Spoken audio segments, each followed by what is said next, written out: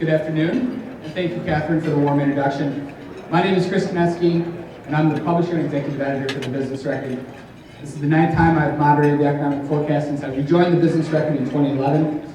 And the one thing this event does is provide a record for me to look back on and see the temperature of our community's perception of the economic future each year. My notes, our coverage, and the questions I had from each of those years provide a nice glimpse at the fears, worries, hopes for each year. And one thing tends to hold true. Outside of the first few years where the recession resulted in some dampened optimism, for the better part of a decade, our panel and respondents to our yearly survey have had steady, cautious confidence that the economy would improve, but always with a pause for concern over what might finally derail the recovery. And with a recovery this long, it's natural to have some anxiety that leads to the questions. When will the next recession come? What will cause it? How bad will it be? And I think that's healthy, because each year as I go back, I see concerns our panelists addressed, some that fade, some that remain, but each year has its own set of uncertainties to digest and react to. Government shutdowns, new political landscapes, trade upheaval, global market uncertainties, to name just a few.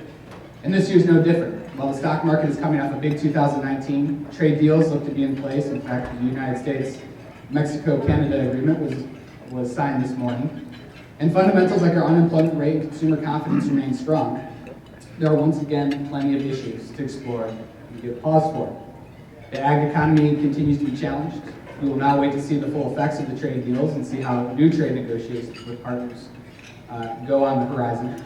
And just recently, the coronavirus has triggered some alarm bells about its potential effects on the economy. In fact, the off-beat canary in the mine, the yield curve, just inverted again yesterday for the first time since October. And we all know there's a little election in 2020. You might have heard that that's coming around this year, which could inject some uncertainty for investors. So that's our goal today, to both explore the reasons for optimism and digest potential threats so that you and your business can react, plan, and adjust accordingly to best position yourself for 2020 and beyond. I know we got a great panel here for you today to help digest all of that. Directly to my right is Jay Byers. He's the CEO of the Greater Des Moines Partnership. Daryl Cronk, Chief Investment Officer for Wealth and Investment Management at Wells Fargo & Company. Kathy Leggett, the Future Ready Iowa Policy Advisor. Joe Murphy, the Executive Director of the Iowa Business Council. And Tom Groot, the Associate Professor of Finance at Drake University. Before I kick things off with the first question, remember this is going to be a Q&A with you in the audience. So after the first question, to get things going, I'm going to open it up. There's one surefire way to make sure you get your question answered, and that's to be the very first person to raise your hand. That's the only way I can guarantee that you'll get a question. I need a brave soul to do that for me today. So get that question ready to go. We're going to kick things off, and I've asked each of the panelists to respond to this question. Jay, you're going to start us. What is one economic trend to watch in 2020? And specifically, what effect will it have here in Iowa? Well, Chris, first and foremost, thanks for having me today, and it's an honor to be on this panel. So I'll just start off, since you're giving me the microphone first, that Greater Des Moines Partnership, we are expecting a very positive economic outlook for 2020 for the DSM USA region. 2019 was a very strong year for our region and for us as an organization with projects, and our queue for 2020 is looking solid as well. So that's usually a pretty good indicator of how well the economy is doing, and we're very excited about what we're going to be working on in 2020. For the overall trend, I guess to watch is that Greater Des Moines DSM USA will continue to fight above our weight class. If you've looked at some key indicators over the past decade, when you compare us to our larger regional metros, so Omaha, Kansas City, St. Louis, Chicago, Milwaukee, Minneapolis, St. Paul, we have outperformed all of them over the last decade, since 2010 collectively, in percentage of population growth, percentage of GDP growth, and percentage of employment growth. So we'll continue to watch those trends, and our projection is that we'll continue to fight above our weight class. And we see some specific examples within industries that are very exciting, within specifically logistics. There are a lot of projects that are currently underway with warehousing and fulfillment centers. I think especially something to watch is the impact the new transload facility is going to have in terms of our ability to be able to ship via rail more effectively than we've had in the past. So very excited about that. The insurance and financial industry continues to look strong here. We've had a lot of great projects and deals and looking for some more this year as well too. And you put that on top of what this region has done in terms of positioning ourselves for the future with insurance innovation and fintech, with things like the Global Insurance Accelerator, the Global Insurance Symposium, and now the new Broker Tech Ventures really being on the cutting edge of insurance and financial services. We expect that trend to continue as well.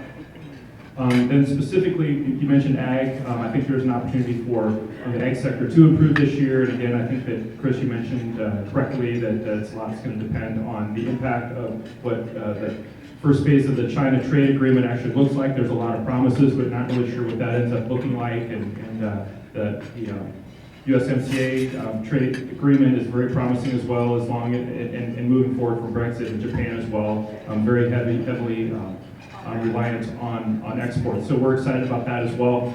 And then also within the ag space, the Iowa Agritech Accelerator, now the new Cultivo initiative with Cultivation Corridor, I think again really trying to put us on the leading edge of what ag tech can look like and really drive that future. So a lot of exciting things. At the same time, major investments in quality of life investments like water trails and a soccer stadium, lots of other things, a new airport coming down the road. Also, just a lot of exciting things happening. So again, we're excited for 2020 and look forward to help making it happen. So thanks for having us.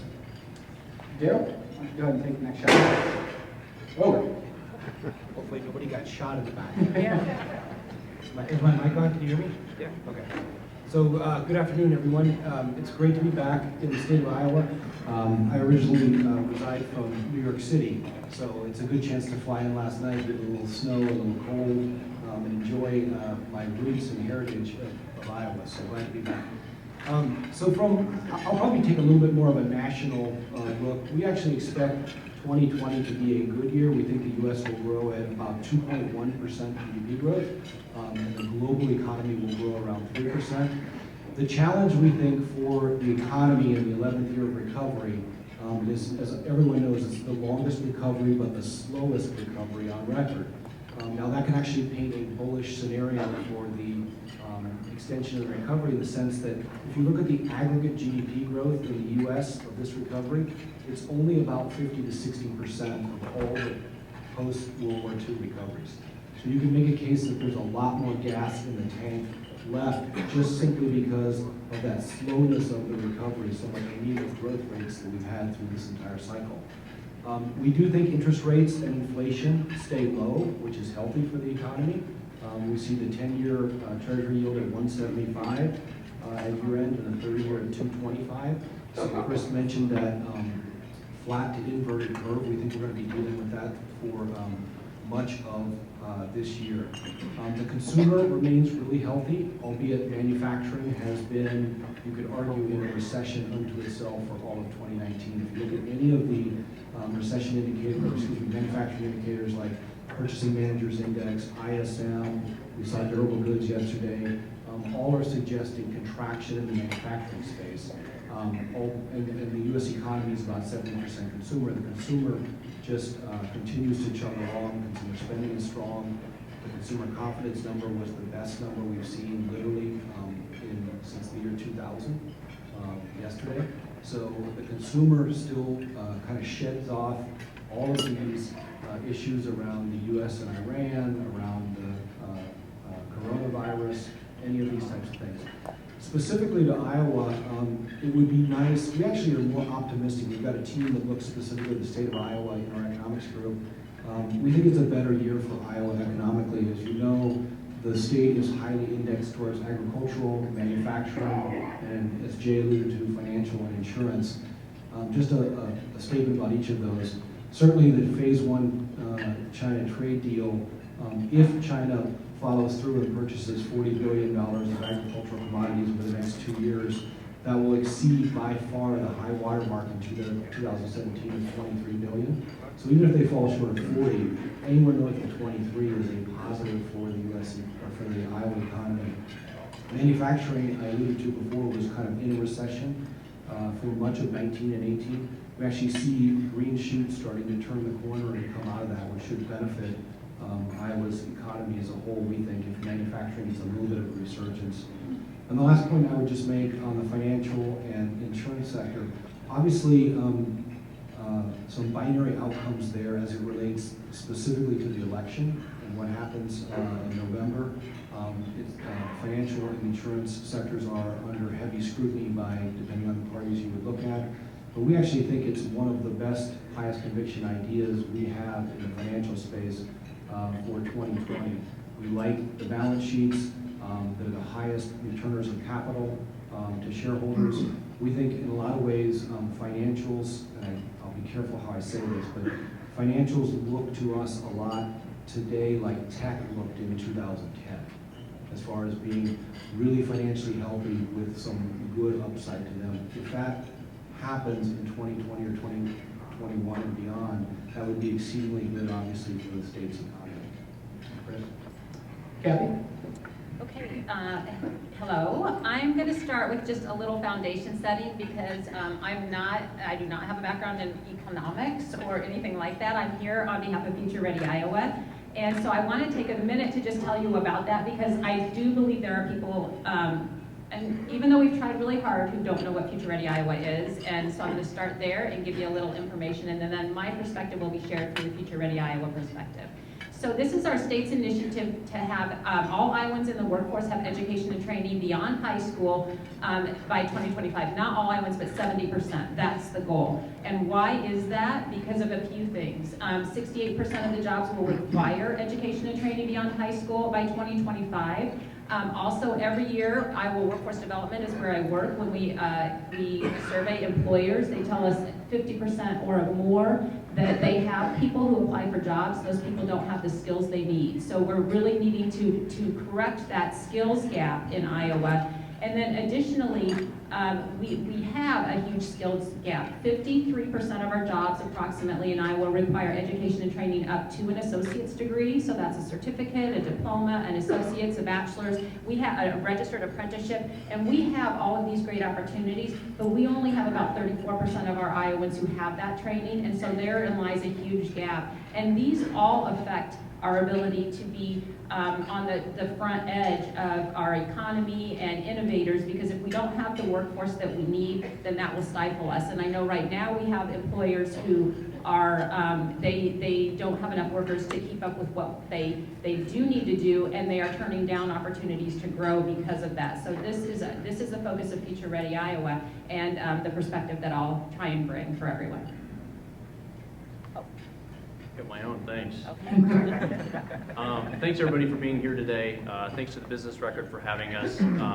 Again, my name is Joe Murphy. I'm with the Iowa Business Council. The Business Council, for those of you who don't know, we represent the 23 of the largest employers in the state of Iowa. Collectively, we have about 150,000 people working throughout our companies. We have about $7 billion in payroll.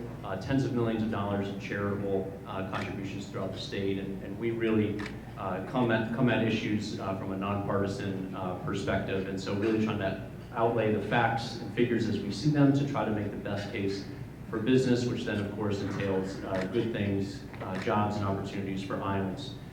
You know, as we enter 2020, we agree with Jay and Daryl and others that the outlook looks quite well. The Iowa Business Council released our year-end quarterly survey just a few weeks ago, and all indications is that we'll continue to remain positive. Some people were a little surprised by that. We didn't have trade deals totally finalized by the end of that point, but our members have seen a very aggressive growth in sales. We're excited about job opportunities. And further business expansion and investment. And that's something that's really key, I think, to the outlook of business leaders that we work with, and certainly throughout the local communities as well. Sometimes we kind of get into this habit or this thought process of talking ourselves into the recession, but as we look at the data, we just don't really see that. We see sales are strong, we see expansion as being strong, and so as we look into different trends, one of the things we'll be looking at will be to see how these trade deals impact business decisions, whether that means more mergers and acquisitions, whether that means other expansion. And I think at the bottom, at the end of the day, we're really looking forward to working with policymakers, arming them with the data that makes the most sense to help them expand policy sets that really create opportunities for Iowans so that we can all lift ourselves up and continue to get ready for the great jobs of the future that Kathy is going to be providing for us. So appreciate your time today. Look forward to questions. Tom? Well, hi everybody, and thanks for coming out today, and thanks Chris for inviting us. When I think about 2020 and beyond, I'm optimistic. I think that's fair. Everybody thinks about optimism, but when I think about trends, maybe I'm biased by sitting in Iowa and being at Drake and watching political candidates run all over our state for the last couple of months. I think the uncertainty associated with the election does bring an interesting thing to consider when you think about what's going to happen in the next year. If you look at the slowdown in business investment and you're wondering if you're going to allocate capital to a new investment in the future, it's going to be much different if Bernie Sanders ends up getting elected, or Elizabeth Warren, or Donald Trump. I'm going to wait to decide to make some of those decisions. And if I wait to make those decisions, if I'm allocating capital, then we see slower manufacturing growth, and that can create a little bit of a drag on that GDP growth that we all expect. Similarly, when you think about consumer confidence, which Darrell was exactly right, we've got a 70% consumers in terms of the GDP. It's been really interesting if you look at the consumer sentiment numbers. If you look at the Michigan survey, you can go to the website and see this. There's a lot of studies on this. If you look at the difference between Republicans and Democrats and a view on the current sentiment, during the Obama administration, there was about a 20-point difference. So if the average was 90, Democrats were putting in about 100, and Republicans were putting in around 80. During the Trump administration, it's been a 40-point difference. So while we have strong consumer sentiment numbers, Republicans are almost 20 points higher in their sentiment than the average, and Democrats have been almost 20 points lower than the average in their sentiment. So if you see consumers starting to see a little bit of a slowdown in hiring and a little bit of a slowdown there, and they get nervous about, well, does tax policy change and all these things change, you can see them also stagnate a little bit in some of their spending. So when I was thinking of trends, it wasn't as much, I think we are going to be positive growth, and I'm not going to say we're going to have a recession or anything, but what might slow that down? Could consumers get nervous? Could business get nervous? And could the political climate feed into that? So I thought that was an interesting thing to consider as we have our discussion today. Well, we've been hosting a series of roundtables for our real estate and development magazine that comes out in April, and that topic has come up without us asking about it in almost every one of the panels. And so, Tom, I'm curious if you could, and Darrell, you might have some perspective too, talk about maybe what lessons there are to learn from 2016 or maybe some previous elections. Yeah, I'd be happy to. When you look back to 2016, one of the biggest things to think about past elections is midterm versus somebody in their second term and going through, and also to think about market performance. I was looking through, and if you look at, there's 22 presidential election years, we can go back in the 1900s, and if you look at those, on 18 of the 22, we've had positive S&P performance, and also tied to it positive growth. The exceptions to that are 2008, when we had our recession and Obama got elected, when George Bush got elected, and 2, clear back in the Depression times with Roosevelt. The rest of the time we've had positive outcomes. So I don't know if I could say that the election creates that much uncertainty. When I think about is this a problem today, I think about it as that divisiveness question. Is if we really have these extreme differences in the way we view the world and view the economy. And the part that offsets that is that if you look at the survey numbers, about 40% of the survey now declares themselves as independents. So we have this difference between Republicans and Democrats, but the independent numbers comes in pretty close to the average on the survey for the last 5 years. So previous administration and this administration. So yeah, when I look back to the previous election, 2016, I'm not sure we learned a lot from that. We didn't have that type of gauge shift that we think about today, potentially. But as Darrell pointed out, we were in this really long expansion, and it's been fabulous that we're in that. Some people would argue it's kind of this Goldilocks economy world where we've got growth, but not so fast growth that we don't overheat. It's not as fast a growth as we've had historically, but there's a lot of arguments to be made if that's the future going forward, or the reasons we're not going to grow as fast going forward, and maybe that 2 to 2.5% is more normal going forward, which is an interesting thing to consider. I would say I think we're going to be a little under 2%, a I'm a little bit of maybe of a pessimist compared to everybody else, putting around that 2% number for the year. But I can see slowdown at the beginning of the year, and then also this idea of what is the fight going to look like and what are the different policies going to be, and that causing our slowdown. I don't know if you have any thoughts, Daryl. Yeah, I would just, I think Tom's exactly right on. I would add 2 points. One is, just from a market perspective, we went back, did a similar same type of look and said, if you go back on every election year, markets tend to trade sideways in the first half of the year, and then almost always break at mid-year, somewhere around convention season. And it doesn't matter who wins the White House or the executive branch in the end, it breaks mid-year depending on whether, if the incumbent looks like they're going to continue to win, the market breaks higher, and if the challenger looks like they're going to win, it tends to break lower. So that would be 1 point. And then to Chris's good point, I mean, obviously one of the big learnings of 2016 and prior were not to rely too heavily on polls, right? And not to get too excited about polls. And let me just give you one real instance of that. So if you go back to kind of, since we've had modern polling, which is since 1972, and you just looked at, for example, Democratic primaries, 9 to 12 months out, Jimmy Carter in 1976 was 12th in the polls, right? And ended up winning the nomination and ultimately the election. Bill Clinton in 1992 was 13th in the polls, 9 months to 12 months out, and of course ended up winning the election. And even President Obama in 2008 was second in the polls behind Hillary Clinton, but trailed her by 15 to 20 points, 9 to 12 months out. So we are awful early still. I know you guys are going to set the tone and the pace here next week on February 3rd. We are still awful early to start making extrapolated decisions about either business decisions or portfolio level decisions about what you're going to do based on what you believe to be the outcome of the November 3rd elections. Jay, your thought? Just to add a couple other things, I think all these are really excellent points. Just a couple other things to think about. I think if you look over the last, some of those numbers I shared earlier, this region has done well under both Republican administration in the White House and Democratic leadership as well. So I think that we've been able to figure out how to be successful under both. And I think that's really been a strength that when I look across this room, with all the projects that we're all collectively working on together here, one of the strengths of our region has been it's not whether you're Democrat, Republican, or independent. We've, all project after project after project that really never even comes into play for the most part. And so I think that really has been a strength, and I think that is a strength of regions who figure out how to get things done. And most of the issues we work on are not partisan issues, but all these other points that were made do matter definitely at the federal level.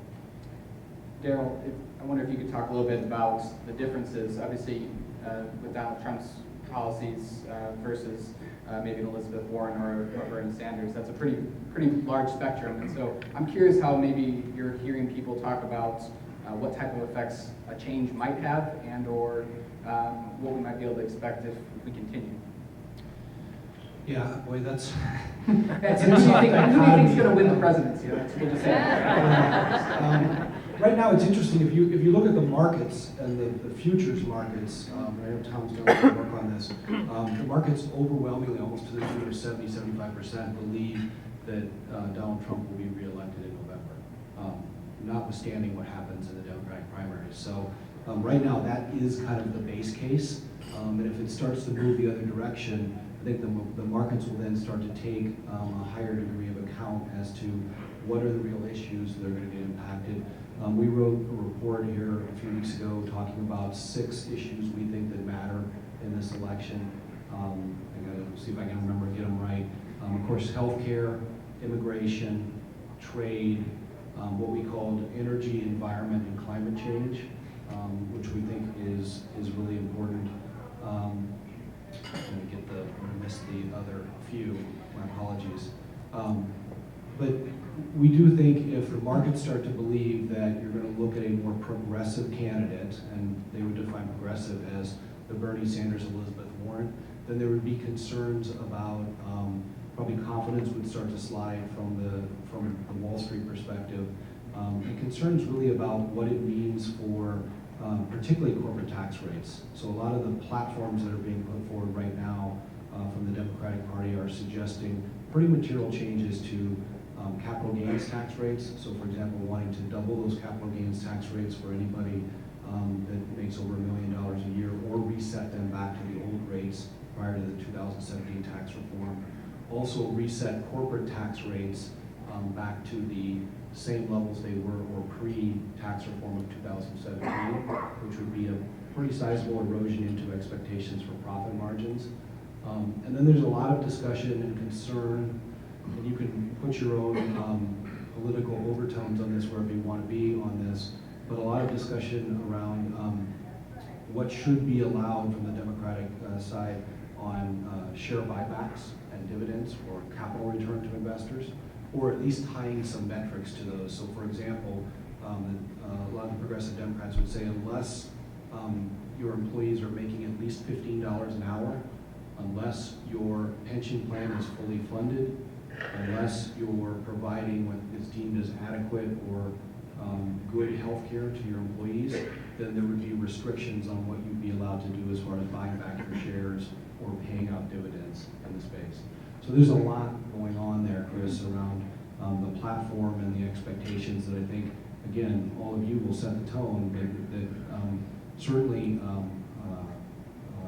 voters will pay attention to, and Wall Street will be paying very close attention to. Joe, do you have a comment? You know, from our perspective, and I agree. You know, there's a lot to be decided, right, between now and Monday, frankly, and the Democratic primary side, or the caucus side, but then also throughout the whole course of the election, and maybe to take just a little different angle on it.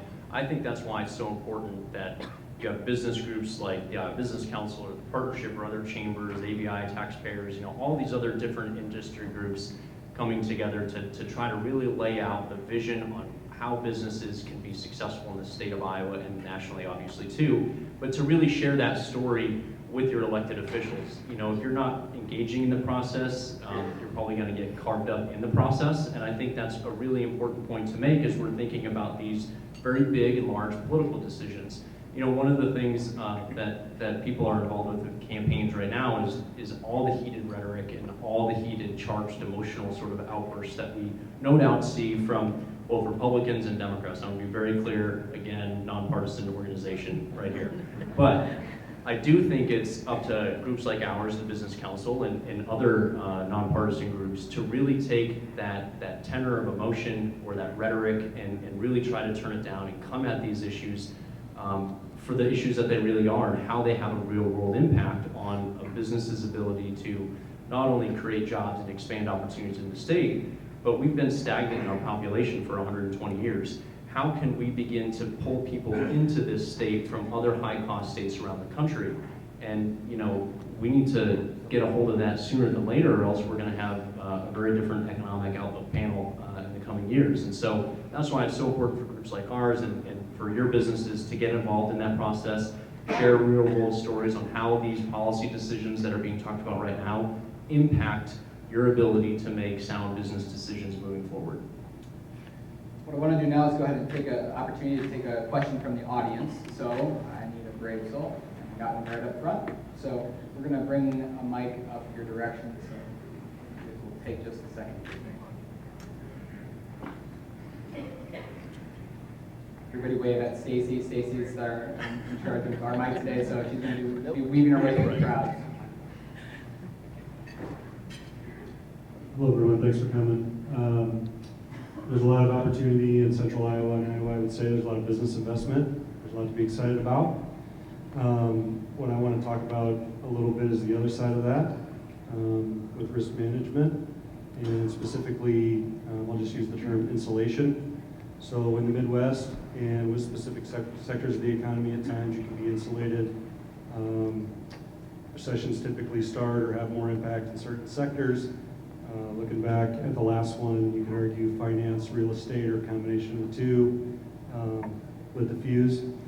So as we look at Iowa 10 years ago, or 12 years ago, and we look at Iowa now, what's your guys' perspective related to our insulation? And we can never know how a recession could start, and it could be geopolitical as well, and we know we're even close to the U.S., but the ripple effect in our global economy is very real. So I want to talk about insulation a little bit, how you feel about our industries, the capitalization of companies to withstand things like that, and then in the end, how it affects our workforce and residents. Anybody want to take a first try at that? Sure. Great question. When I think about Iowa and I think about where we are and being insulated from everybody, I would say that think financial services, and as Daryl pointed out, we have a strong prospect there. It looks like our services companies are in pretty good shape. Probably better shape than they were 12 years ago. I think balance sheets are better, and I think that they're stronger, so that's going to help us a little bit. Trade is obviously a big question there, and when we think about the ag economy and what does finally come out of our agreements with China and what happens there is going to be a big part of that also. But in the end, you know, if you think about agriculture, we can't not have agriculture. We're going to have need for that, right? Local demand, it's a matter of does it get inhibited or not, and how big an impact does it have on Iowa, and do we get past that? And so that also gives us a little bit of insulation.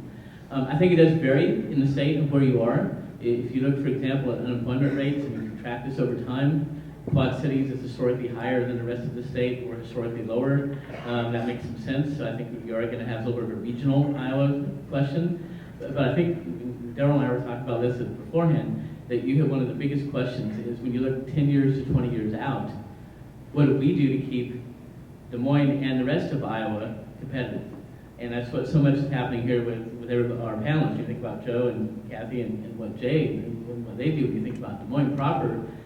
How do we build some of that insulation in, and how do we attract the right folks to keep that going forward? And I think that's a really big issue for us when you think about Iowa. And we can have some comments from that from the rest of the panelists.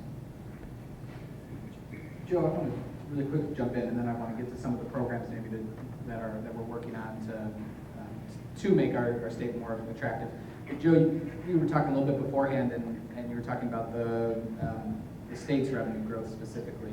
Can you talk a little bit about that? And then also, I just want, as a kind of sidebar there, the comment about manufacturing being in a recession, but that we're not necessarily. I'm curious whether we're seeing that here in Iowa or not. That was a national point that Daryl was making. So curious what you're seeing with those companies. Sure. So, you know, when we talk about our members in the business council and some of our manufacturers, they feel really positive about things. They've been insulated, right, from some of the national trends that they've been seeing, and maybe part of that's because it's such niche areas or markets that they're involved in. But to your larger question, Chris, on what the tax receipts look like and how things are going from a state's perspective, you know, we feel really good about where the state's economy is right now. Certainly it can always be better, and there are things that we can tweak to make it better. But when you look at the revenue that's coming into the state from a receipt standpoint, the revenue estimating conference back in December, which the governor by law has to set her budget on, it was the first time ever in Iowa's history that the revenue estimating conference estimated receipts at over $8 billion. That is significant. It's 2.5% growth over the course of the next year. It's 2.5% growth over the previous year. $235 million in new money coming into the state's budget. Those are all really, really positive things.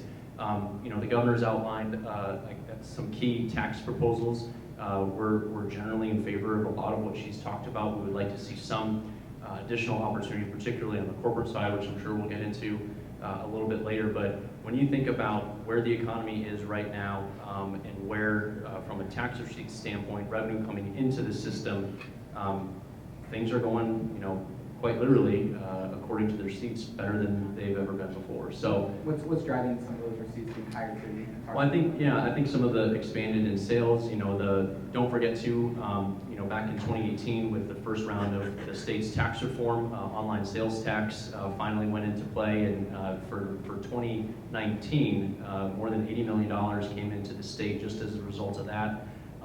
As people continue to even do more and more of their shopping online, that will continue to generate growth in that perspective as well. So, you know, things are going relatively well from a receipt collection standpoint. You know, you can always be on the lookout for things to cause that to decrease. But, you know, I think if anybody would have asked us, you know, a year ago, 6 months ago, if we'd be sitting here today with some of the factors that we're dealing with right now, I think we'd say that was probably a pretty good deal, and we'd take it. So who knows what the future will hold? You know, you can only control what you can control, but we're feeling relatively optimistic from a collection standpoint. Yeah. So I would just add a couple of points here. One is, to the very good question on the insulation of the economy, I do think Iowa is largely insulated. It's interesting, if you look at your, what we call non-farm payrolls, your jobs market, about 14% of Iowa's payroll or jobs are indexed to manufacturing. That compares to the national average of 8. So if manufacturing were to tail off more, you've been insulated to this point, but you may feel more of those effects if that were to happen. Why the work, I would just add, that Kathy and her team does is so critical is if you look at Iowa's population growth, it's declined for 6 straight years in a row. Matter of fact, in 2019, there was only an influx of 6,000 new workers into Iowa as a state. Now, there's good and bad to that. You can say, well, that's a negative trend, but the reality is that's kept your unemployment rate very low. You've had a 2.7% unemployment rate, which is tied for the 9th lowest in the country. So that's help, that low unemployment rate will insulate you when the next recession comes, because the people will be able to find jobs. They just may have to switch jobs to different industries. And the last point that I think falls under the radar that most people don't know about, and it relates to the ag economy, this isn't our work, this is the USDA. If you follow the USDA, the last 2 years there's been $28 million injected in, or billion, excuse me, not million, $1 billion into the ag economy via subsidies. And that is, just to put a reference on it, that's more than the 2009-2010 auto bailouts, post-financial crisis. And Iowa, as a state, has been the second largest receiver of those subsidies. So that's really helped insulate, using your theme of insulation, the agricultural community, which probably would have felt more dire effects had they not been benefactors of that. How long that persists and how long that extrapolates out is hard to tell. It's kind of political and dependent upon the government, but it should not be lost on the good question that you raised. I want to come back to the economy and trade at some point, but Kathy, could you talk a little bit about some of the efforts as far as population and our workforce goes? Sure, yes. And something I wanted to speak to is the ability for us to train and adapt, accelerate training for Iowans here.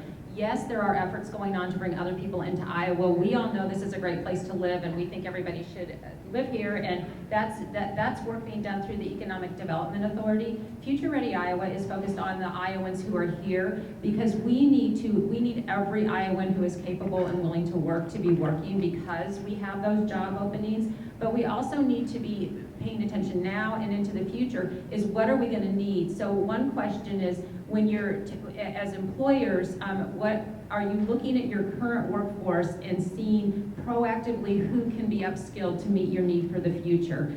Tuition assistance is a great thing, but some companies really have had to go further than that and take a proactive stance and say, I'm going to identify these folks who I think are a good fit for our next roll up, and then I'll open up these jobs down here, and then help in very creative ways how to get them upskilled. Right now in Iowa, we have over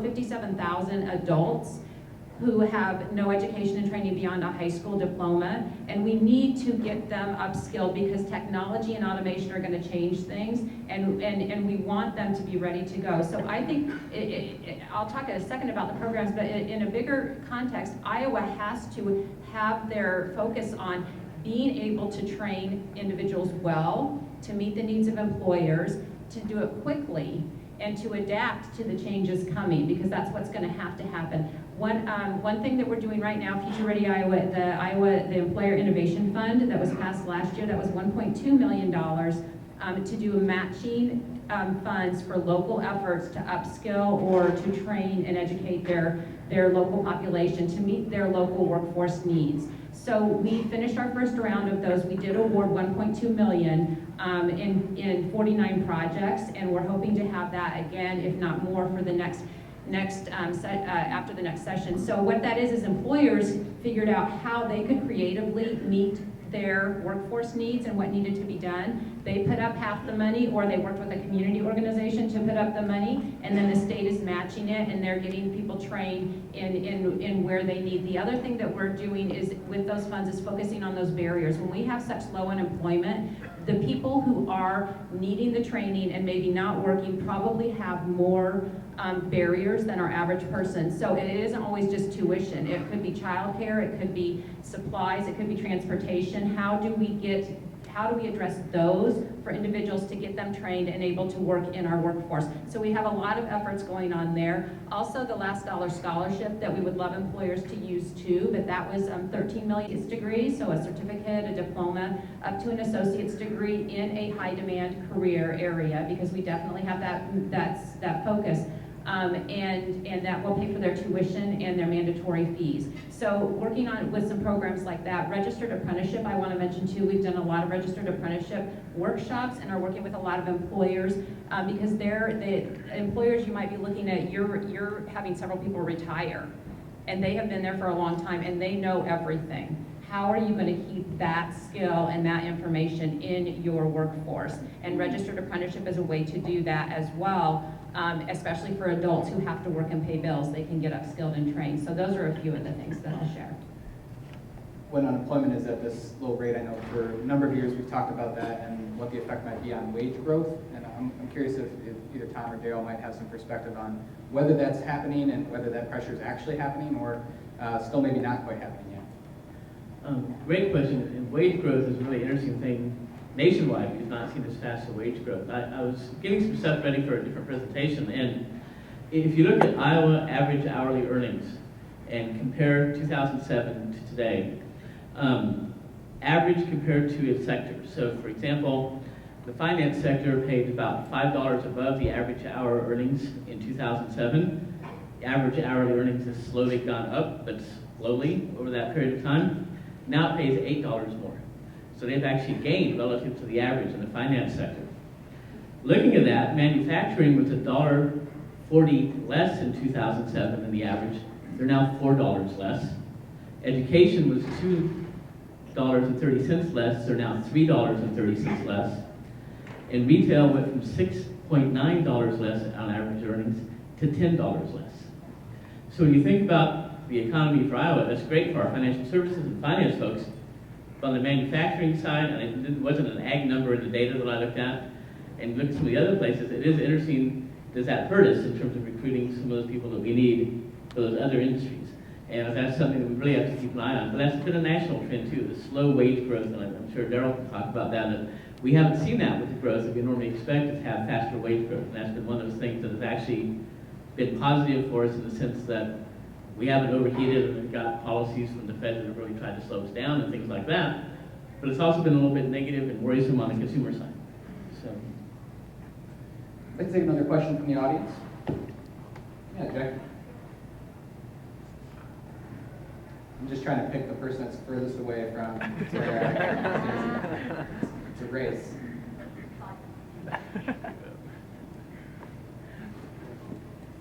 A year ago, I'm Jackie Johansson with Shattered Glass Development, and I recall being here a year ago and we talked a little bit about opportunity zones.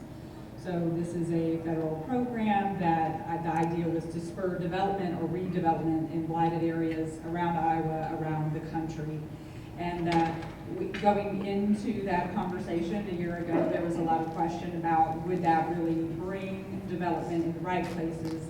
I'm curious to get your thoughts on how successful the program has been in Iowa, in the country, and do you see it being carried forward beyond the initial expiration? Anybody have expertise in that, in opportunity zones? I can speak to it on a national basis. I'm not sure I can speak to it on an Iowa basis. So opportunity zones were in fact created to bring in particularly capital into real estate opportunities that were dilapidated or run down in communities, and for that you were given, if you were willing to commit the capital up to a period of 10 years, tax relief on highly appreciated assets. Could be stocks, it could be other real estate, it could be whatever. I guess if I were to grade the program, because it's new, it's part of the Tax Reform Act since of December 2017, so it really has only had a life for 2018 and 2019. I think the intent of the program is excellent. I think the execution has been a little slow in the sense that Congress has not really well defined the rules. Therefore, that has slowed capital to be invested. So we've got some opportunity zone funds that we work with, and the capital raises in them have been relatively slow up to this point. And it isn't because people don't see the, what we call IRRs or return opportunities. It's because they're fearful that the rules of the game are going to change politically. So take, for example, even the 2020 election cycle, there's a lot of discussion about repealing the entirety of the Tax Reform Act of 2017, which would leave Opportunity Zone invested capital kind of out in the wind, if you will, right? You made a 10-year commitment to something where the rules changed in November of 2020 on you. So it's limited that element. So I'd give it a C overall at this point. I think the intent is excellent, and the way they're going about it is the right way. Matter of fact, I'd like to see them candidly expand it beyond just real estate and make it available for small business investment or opportunities within, to your good point, blighted areas and areas. But it would be an intensely powerful tool to shrink the inequality gap in the country and the opportunity gap that exists and is growing ever wider. So love the intent. Congress just needs to get a little crisper on their execution, and we need to take a little bit of the politics out of it. Jake, you got some thoughts locally? Yeah, I think, locally, the best example is the neighborhood around Drake, and I think the Opportunity Zone there has really driven some really nice projects. I think that Marty Barton and Drake and that surrounding neighborhood in the city of Des Moines and the developers have I think that was a nice catalyst. So I think locally, that's sort of the project that people typically point to, and again, I think some pretty nice successes. I want to make sure that we get to talking about some of the trade deal stuff that has just happened. And so, Daryl, you talked a little bit about China and what might be anticipated. I'm curious if you could talk a little bit about what effects that might have here in Iowa and what maybe we should be watching as that continues to move forward. Sure.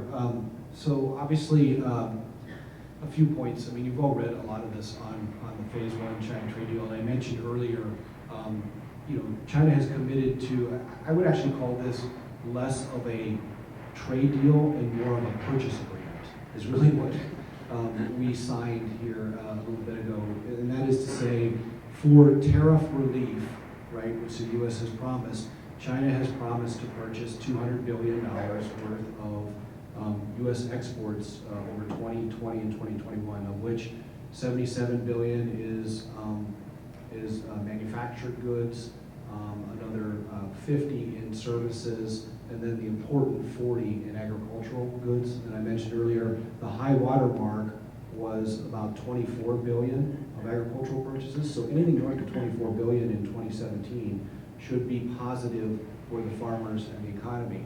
Interestingly, some of you may not believe this, but you can go back and check the numbers. For the first time in a decade, as it relates to soybeans and corn, which are very prominent here, demand is now starting to exceed supply, which has been the big problem, right? The fundamentals where there's been too much supply in the global market, not enough aggregate demand, that has flipped just this last year, which is a very positive thing. It has a lot of the Wall Street crowd that were short corn and soybean futures covering those shorts very quickly to try and, smart money, as we would say, is covering those because they anticipate prices to probably go higher this next year. Importantly, just a few other quick things. Tech transfer and intellectual property are part of Phase 1, albeit there needs to be a lot more enforcement mechanism that's put into place there. So for decades, China has forced any country or any company that goes into work in their world to transfer their technology secrets and trade secrets in. And so there's a lot more energy in Phase 1 around copyright, patent protections, trade protections for that intellectual property. And the last point that was really prominent in the Phase 1 deal was an agreement in principle for China not to competitively devalue their currency, the Chinese yuan, in order to favor themselves in the global trade market. So we'll see whether they do that or not. The U.S. took off the currency manipulator handle, which was part of the quid pro quo there. What was not in the Phase 1 deal, issues around national security, in particular Huawei, which was all over the news for a while, issues around human rights, so think about Hong Kong and those types of things, and deeper issues about the separation of technological advancements 5G, AI, robotics, all those types of things, and how that will operate, whether it will operate in a controlled world environment or whether it will start to operate in a binary, they do their thing, we do our thing type of an outcome. Don't expect phase 2 anytime before the election.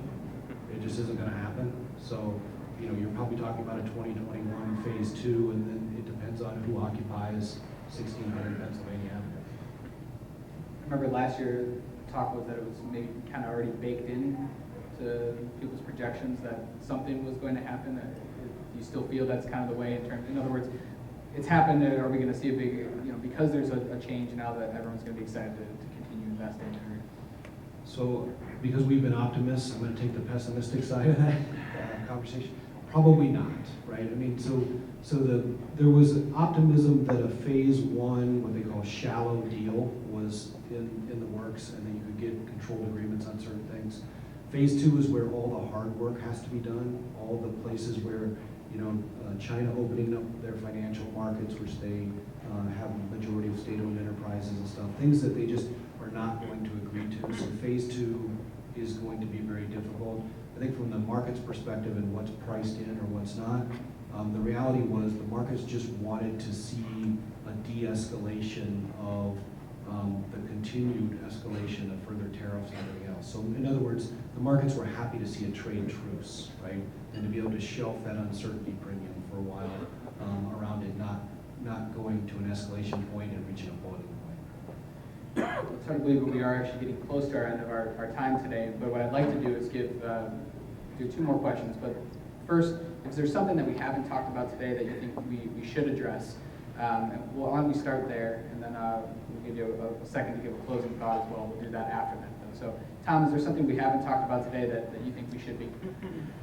You know, you brought up early on that ugly R word that everybody want to talk about in terms of recession, and you mentioned the yield curve inverting again and things like that. And while we're all optimistic, I always like to point this out, that when you look at the past times it's inverted, and there's only been one time it's inverted that we haven't had a recession, the question is when and what caused that recession. And if you look out 12 months, 18 months, the average is 12 months since inversion before we actually have the start of a recession from the dating cycle. It's been 18 months at the longest.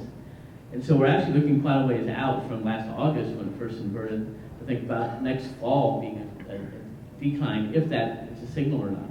The opposite side of that, the optimistic side, is that it's a fake signal this time because there's extra treasury demand because of uncertainty in the world, and that's pushed the price up and the long rates down a little bit, and maybe that's caused the inversion and other things.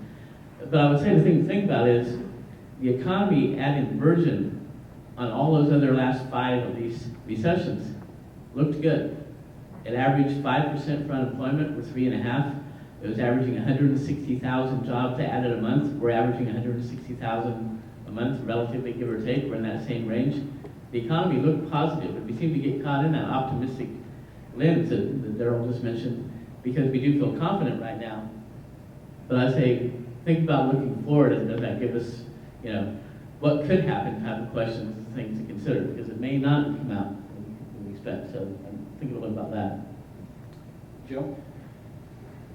I talked about this a little bit at the beginning, but I think it's important again for us to kind of talk about the importance of making the case for business, particularly in this politically charged environment that we have. And since we have a political process mainly just on one side of the aisle right now, business decisions and corporate decisions really sort of get harangued a lot through commentary and political reasons, so candidates can move and maneuver in the polls, which I totally understand. That being said, I do think it's really important to remind everybody, and I know in this audience it is not lost on anybody, but the case for business is very important. You know, when you think about just the Iowa Business Council, again, almost $7 billion in annual payroll for Iowans in this state, you know, tens of millions of dollars in charitable contributions, hundreds of millions of dollars in research and development. Those are real tangible things that benefit everybody in this room and everybody in this state, whether you work for one of our member companies or not. And that's really important. You know, if big companies like Principal and Wells Enterprises and HNI and others weren't in this state, Iowa would not be in the place that the positive place that it's currently in. And so while I understand the political points that candidates make, I also think it's really important and incumbent upon us as business leaders to take a stand for business and really to correct the record and talk about all the positive things that businesses and corporations provide to the economy and to the community, and really elevate that level of conversation. Kathy, maybe something we haven't talked about yet tonight? Yeah, a couple things I wanted that were maybe mentioned briefly earlier in early comments were just to put out there that for our workforce, we need to be looking at how do we make accommodations for individuals with disability. That's our highest population in Iowa to get workers from are our Iowans with disabilities. They have a lot of skills and talents, but not a lot of opportunities sometimes, and that can be life-changing for them and their organization. I also want to say, please be considering the reentry population. 5,000 people come back into our communities every year from our corrections institutions. The correction institutions are working hard to provide training and education that is preparing them for a career that is in high demand, and they need a second chance a lot of times. So those are things that also go out around developing our workforce. Daryl? So maybe I'll just take the capital markets side of this conversation rather than the economic side and just spend a minute. So we are bullish heading into 2020, but I do think it's an important statement to make that there's some reservation that you want to probably apply to portfolios at this point in time. I mean, if you look at, everybody knows the wonderful returns we enjoyed, in fact, the best returns for equities since 2009. And in fact, if you look at your bond portfolio, you got 3 to 4 years worth of calendar returns in a single year because of the somewhat unexpected drop in interest rates last year. If you look, what we really need to happen in 2020 is we need earnings growth to resurge, right? Across the board. 92% of your 31% return last year in the S&P 500 came from multiple expansion, PE multiple expansion, and only 8% came from earnings growth. To be healthy, we need to flip that around, right? We need the majority of your returns to come from earnings growth and less from multiple expansion. So therefore, we step off this year in 2020 at the richest forward multiples for the stock market that we've had since 2003. Now, that does not mean the stock market goes down. Tom made a point about, election years and that type of thing. It just means it's an important time to go in and evaluate your portfolio and make sure that your allocations aren't out of whack because of what's transpired over the last 12 to 18 months in capital market returns, which are both outsized and a pretty wide variance or differential as well. Jay? Well, I just want to reiterate what a number of the panelists have said, that what happens in Washington, what happens at the state legislature does impact the economy and big issues like tax climate, big issues, regulatory climate, and infrastructure and trade deals. These are all important. The one we haven't really talked about too much is which I think is very, very important as well, and that's immigration. If you look at number one issue we hear from our companies, and large, small, medium, nonprofit, publics, is the ability to attract talent, right? And I mentioned, I started my remarks with we've seen these great population growth in central Iowa, but really a lot of it has been at the expense of rural Iowa. The overall state has only grown about 1%, but for immigration, our state would be losing population. And actually, our foreign-born population has grown at more than twice the national average, and it's been a big part of our growth. At the same time, we have a federal immigration system that's based on a 1960s antiquated system that really does not reflect our economic realities. And so we need a major modernization of our immigration system that again really reflects where we need to go as a country, and quite frankly, neither party's been very good at it, I'll just be honest. And so as we look forward, I think that's got to be an important part of that message and a very important part of our growth. And then the other piece I just want to mention real quickly, and Kathy touched on this shortly, but I think a threat that we have in this community is that skilling up existing talent, and we're very supportive of what's happening with Future Ready Iowa and Future Ready DSM, which is sort of our version of that, actually has that goal of 75%.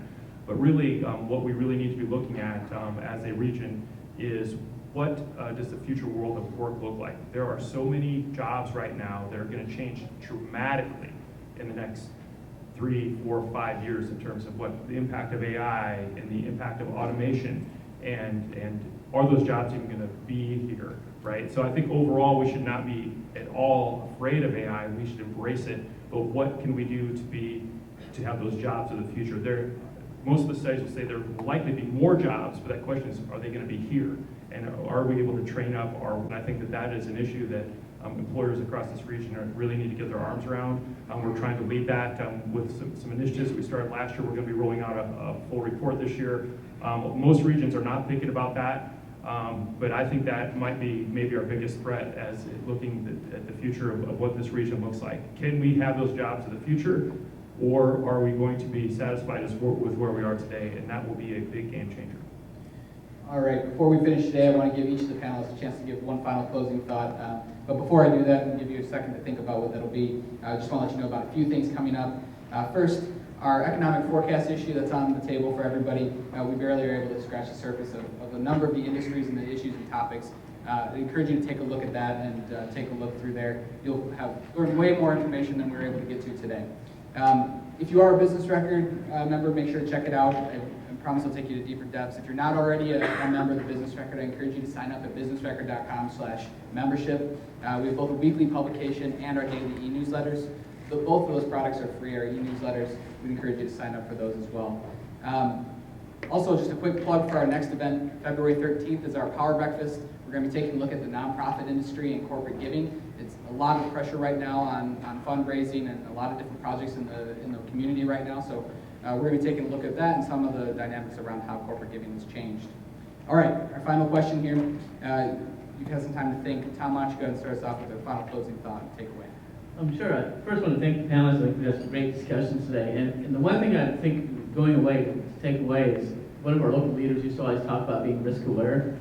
So what I'd encourage everybody to do that's sitting in this room is whether you have the positive or the negative outlook going forward, sit down and spend 5 minutes, 20 minutes, 30 minutes. You already have this in the back of your mind. Ask the question, what is the one or two things that would derail what I see happening in my organization today, and how would I respond?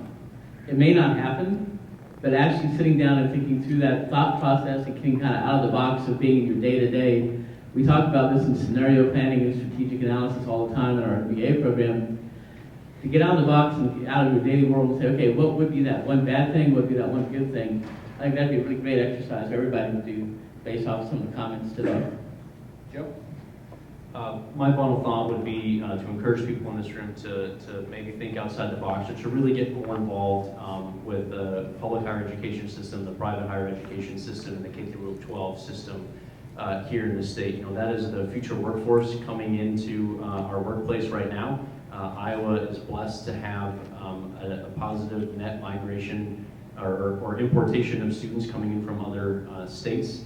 And it's up to all of us to make sure that we're training them, welcoming them, and really trying to hook them into their future residency here in the States. It's so vitally important, and a lot of the things that Iowa Workforce Development and the Iowa Department of Education putting through programs like work-based learning, job shadowing, there are some really great opportunities right now that need to be fully taken advantage of so that we can continue to build that talent pipeline. And when you think about our educational institutions, that's really one of the most basic and important pieces of economic development that we have in this state. Kathy? Yeah, I definitely want to say yes, agree with that, and we need employers to work with and go to educators. Don't wait for them to come to you. Go to them and see what you can do, because the skills that we need your involvement. The problem solving, the critical thinking, all of those things need the involvement of employers and real world experience for our students. So don't wait, go to them.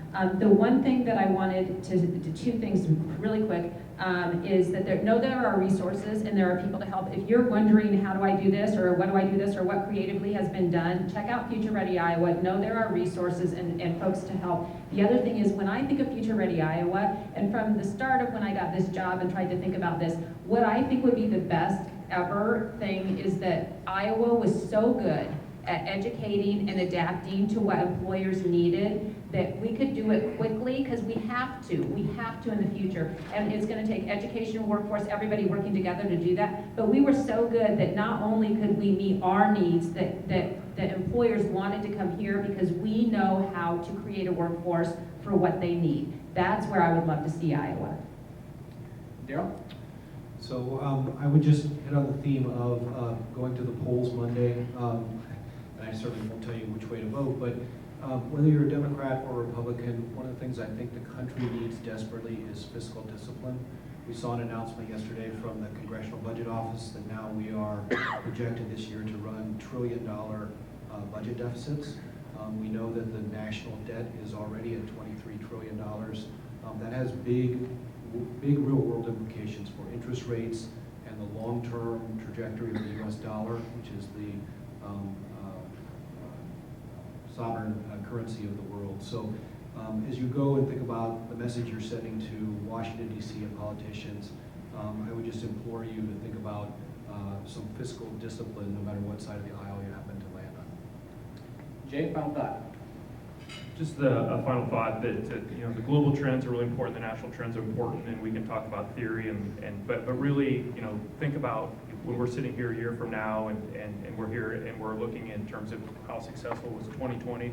The number one most important thing to think about is what all of you are guys going to do between now and a year from now in terms of your businesses and your communities. Are you going to double down and be successful and grow your businesses? And if you guys all take care of business, who's ever up here next year is going to have a really great story to tell. So it's really up to us. So my favorite quote is by Peter Drucker, and he said, the best way to predict the future is to create it, right? So we can sit here and try to predict it, but you guys can actually go out and create it, and that's what we need to do next year. For everyone in attendance today, thank you for coming out and spending time to learn and connect in order to help us make the community such a great place to do business. To our sponsors, thank you again for making today possible. We couldn't do these type of events and have these type of opportunities to learn without your help. I really do appreciate it. Again, my name is Chris Kneske. I'm the publisher and editor of the Business Record. Our goal is to help you do business better. If there's something that I can be doing or that our editorial team can be doing, if it's a story to help tell about your business or through our advertising team, something to help your business accelerate, please feel free to reach out. We're here to help, and we want you to do business great in 2020. And finally, our panelists today, can I get a big round of applause?